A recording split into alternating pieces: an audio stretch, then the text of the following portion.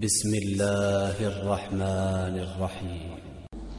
یسألونک عن الحلہ، اے نبی آپ سے پوچھ رہے ہیں چاند کی گھٹتی بڑھتی صورتوں کے بارے میں۔ قل ہی مواقیت للناس والحج، کہہ دیجئے یہ لوگوں کے لیے ایک اوقات کا تعین ہے، کیلنڈر ہے، اور حج کے لیے۔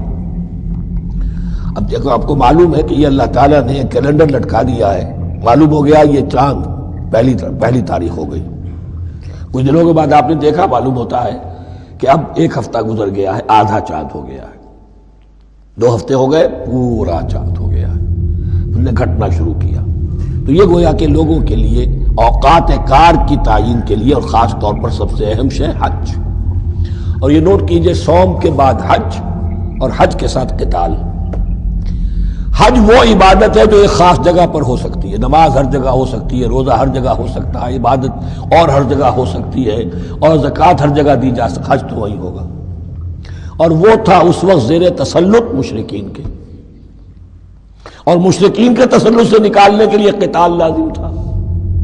اس قتال کے لیے صبر پہلے پیدا ہونا ضروری ہے۔ جو گھوڑوں کو روزہ رکھواتے تھے پہلے خود روزہ رکھو، یہ ترتیب ہے، ربط ہے۔ صوم کے احکام، فوراً حج اور قتال کے احکام۔ یسألونک عن الحلۃ قل ہی مواقیت للناس والحج ولیس البر بأن تأتوا البیوت من ظہورها ولکن البر من اتقی۔ اور یہ کوئی نیکی نہیں ہے کہ تم گھروں میں ان کی پشت پر سے داخل ہو، بلکہ نیکی تو اس کی ہے جس میں تقوی ہے۔ یہ اصل میں ان کے ہاں ایک رواج تھا، کیونکہ حج تو ہو رہا تھا ایام جاہلیت میں بھی، اس کے مناسک کی بگڑی ہوئی شکلیں بھی موجود تھیں، کچھ ترمیمیں انہوں نے کر دی تھی، یہ حج تو تھا ان کا۔ وہ یہ کرتے تھے جب گھر سے مکے سے نکل گئے احرام باندھ کر، اب اگر کسی ضرورت سے گھر واپس جانا پڑ گیا تو سمجھتے تھے کہ احرام باندھ کر نکل آئے ہیں، اب دروازے سے تو نہیں جا سکتے، گھسیں گے کہیں پیچھے سے، کہیں اوپر سے پھاند کر دیوار آئیں گے، اور اسے سمجھتے تھے بڑا تقویٰ ہے یہ۔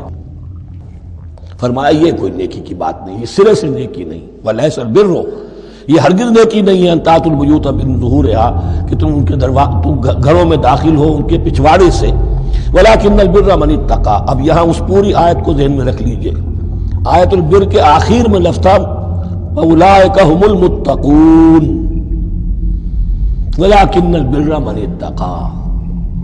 گویا کہ وہ پورا تصور جو ہے یہاں پر جو آیا بر میں آ چکا ہے، اس کو اس لفظ کے حوالے سے اس پورے تصور کو پھر آپ کے ذہن میں تازہ کر دیا۔ وَأْتُوا الْبُيُوتَ مِنْ أَبْوَابِهَا، گھروں میں داخل ہو ان کے دروازوں سے، وَاتَّقُوا اللَّهَ لَعَلَّكُمْ تُفْلِحُونَ، اور اللہ کا تقوی اختیار کرو تاکہ تم فلاح پاؤ۔ وَقَاتِلُوا فِي سَبِيلِ اللَّهِ الَّذِينَ يُقَاتِلُونَكُمْ، یہ قتال آ گیا۔ اب یہ تیسری کڑی آ گئی نا، ایک لڑی عبادات کی، ایک لڑی معاملات کی، ایک لڑی انفاق کی، ایک لڑی قتال کی، یہ چوتھی کڑی۔ وَقَاتِلُوا فِي سَبِيلِ اللَّهِ الَّذِينَ يُقَاتِلُونَ، اللہ قتال کرو اللہ کی راہ میں ان سے جو تم سے قتال کر رہے ہیں۔ وَلَا تَعْتَدُوا، لیکن حد سے تجاوز نہ کرو۔ إِنَّ اللَّهَ لَا يُحِبُّ الْمُعْتَدِينَ، اللہ تعالی حد سے تجاوز کرنے والوں کو پسند نہیں کرتا۔ وَاقْتُلُوهُمْ حَيْثُ ثَقِفْتُمُوهُمْ، انہیں قتل کرو جہاں بھی پاؤ۔ وَأَخْرِجُوهُمْ مِنْ حَيْثُ أَخْرَجُوكُمْ، اور نکالو انہیں وہاں سے جہاں سے انہوں نے تمہیں نکالا ہے۔ مہاجرین کہاں سے نکالے گئے تھے؟ مکے سے۔ محمد الرسول اللہ پر وہاں پر حیات تنگ کر دی گئی تھی، قافیہ تنگ کر دیا گیا تھا، تبھی تو آپ نے ہجرت کی۔ نکالو انہیں وہاں سے جہاں سے انہوں نے تمہیں نکالا ہے۔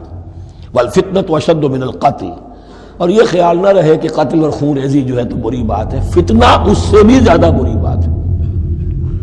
فتنہ کیا ہے؟ ایسے حالات جن میں کہ انسان اللہ خدائے واحد کی بندگی نہ کر سکے، اسے غلط کاموں پر مجبور کیا جائے، حرام خوری پر مجبور ہو گیا ہو، یہ سارے حالات فتنہ ہیں۔ تو قتل اور خون ریزی اتنی بری شے نہیں ہے جتنی فتنہ۔ والفتنة اشد من القتل ولا تقاتلوهم عند المسجد الحرام حتى يقاتلوكم فيه، ہاں مسجد حرام وہ چونکہ اسے تو امن کی جگہ بنا دیا گیا ہے، ان سے جنگ مت کرو مسجد حرام کے پاس جو بھی حرم کا علاقہ ہے، حتیٰ یقاتلوکم، یہاں تک کہ وہ خود تم سے قتال کریں اس میں۔ فَإِن قَاتَلُوكُمْ، پھر اگر وہ تم سے قتال کرتے ہیں، جنگ کرتے ہیں، فَاقْتُلُوهُمْ، تو قتل کرو انہیں۔ كَذَلِكَ جَزَاءُ الْكَافِرِينَ، یہی بدلہ ہے کافروں کا۔ فَإِنِ انْتَهَوْا فَإِنَّ اللَّهَ غَفُورٌ رَحِيمٌ، اگر وہ بعد آ جائے تو اللہ غفور اور رحیم ہے۔ اللہ